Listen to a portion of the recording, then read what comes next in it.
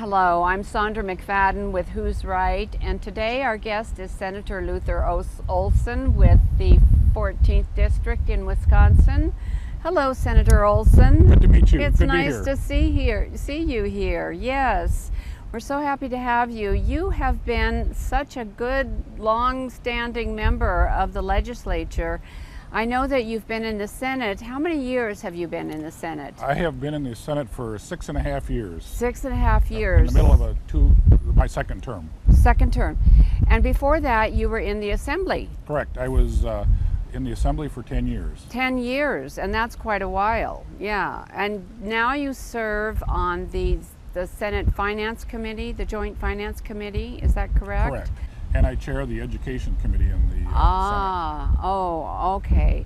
Well, you used to serve on the Environmental Protection Correct. Committee. Last session. Last session, yeah.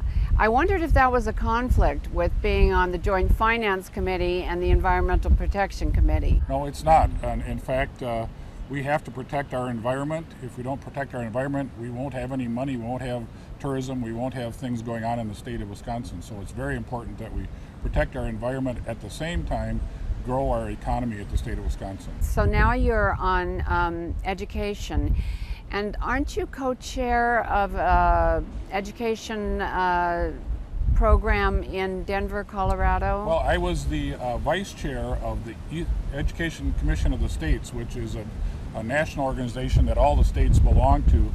Now I'm on the board of directors. I served two terms,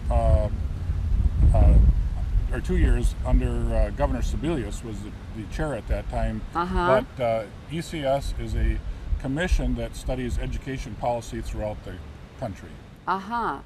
So how did you go about getting to be vice chair on that committee and being on the board of directors? That's quite an honor. It is. It's a very important commission in the country, and just fortunate enough to be there at the right time, and been involved in education my whole career. I was a school board member in Berlin, Wisconsin for 21 years, came to Madison and was involved in education, and so it became a natural.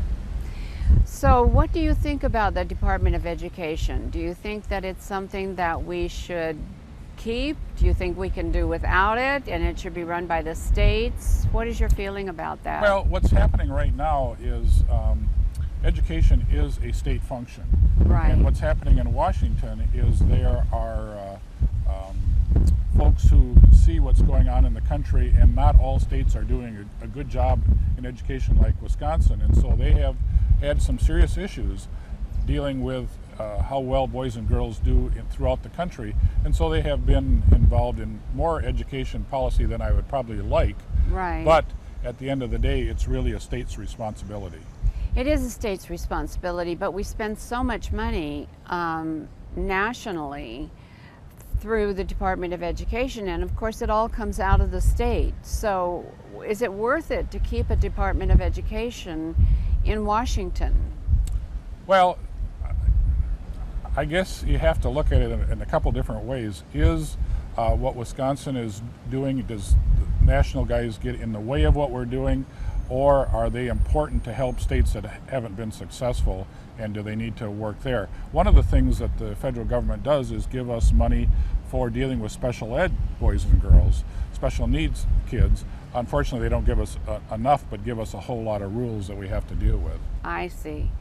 Well, you've had a wonderful career in the legislature, that's for sure. And unfortunately, now you find yourself in this recall election, and that is something that we wanted to talk to you about today. And we wanted to ask you if you could describe the location of your district and include the major cities that are in it that you are being recalled in. Sure. My district goes from the top down, Clintonville, all the way down to Baraboo. Large cities. I live in Ripon, Wisconsin. Portage, Wapaka, Berlin, as I mentioned, Ripon, Watoma, Green Lake, Princeton, lots of districts. It's a rural district. It also includes Wisconsin Dells. Really? Yes. Oh my goodness, that is a big district. That's an interesting district. Yeah. It's from the top to bottom, it's about 140 miles. Uh-huh. Was the recall election, in your opinion, influenced more by the people in your district or outside of your district? Well, I think it was both. I think that the unions from in Wisconsin and nationally were very concerned what was happening in Wisconsin. And once we went down this road that we did, which I believe is the right road for us to go down, the national unions came in here and said, you know what, we don't want this to spread, and so they became involved. So it was internal and external. External from around the state, people coming in my district, and then around the country also. Did you expect this to happen in any way, or what was your initial reaction to it when it happened? Well, when Governor Walker told us what was going on and what he was proposing, I knew immediately that this was going to be a big deal. I mean, if you study your history books, you understand the union movement, the whole 9 yards, and I was pretty sure that there would be consequences for what we did, either if we did it or we didn't do it.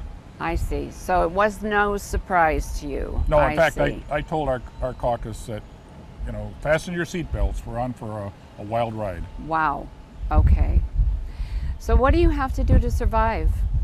Well, we got to get the most votes on August 9th. That's the day. That's your day of Yeah, that's the election day. And, you know, it's in the middle of summer, so it's important that we get folks on our side motivated, getting them out to vote, telling their friends and relatives, you know, that support me to come out and vote on that day, because whoever has the most votes wins.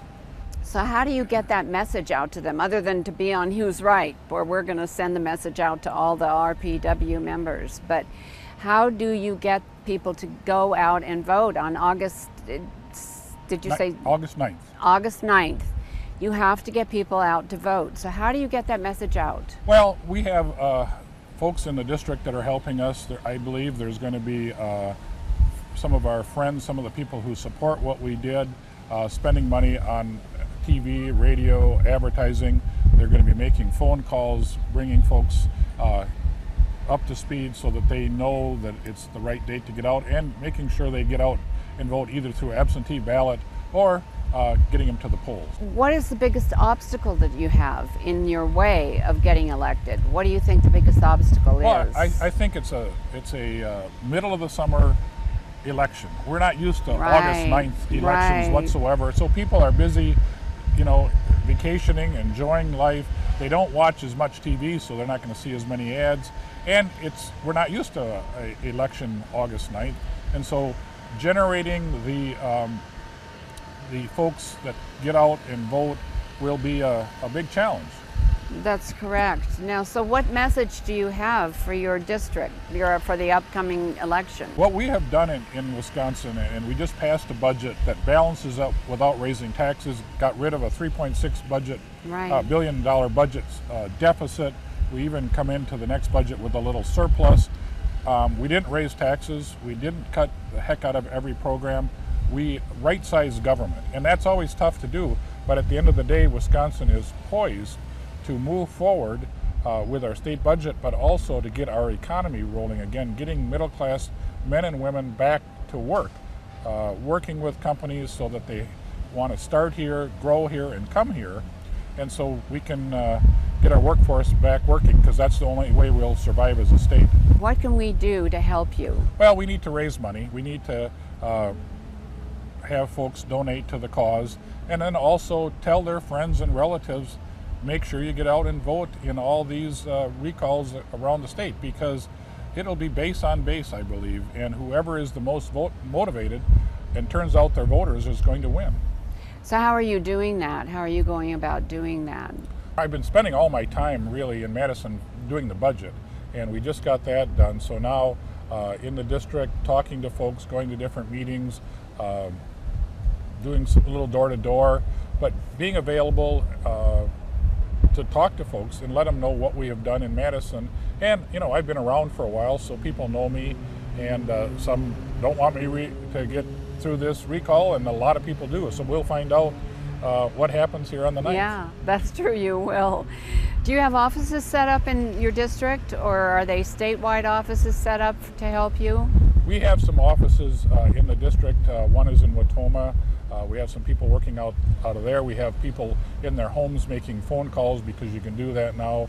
There's a fella in Madison who's coordinating the whole campaign. So we have folks and a lot of volunteers. It's amazing how many people have stepped up and said, I want yard signs, I want to make calls, I want to help out, I'll do door to door. Just a really good grassroots effort. Fantastic. Well, I'm so happy to meet you today. Good to meet you, and thank you very much. It was wonderful to talk to you, and best of luck to you in your campaign. And thank you. We hope the best for you on August 9th. I hope so too. We're in it to win it. Good. Thank you. Thank All you. right. And thank you so much for joining us on Who's Right. And as you know, this is a program where you decide. So please go to our website, whosright.org, and let us know what your opinion is. Thank you very much for watching.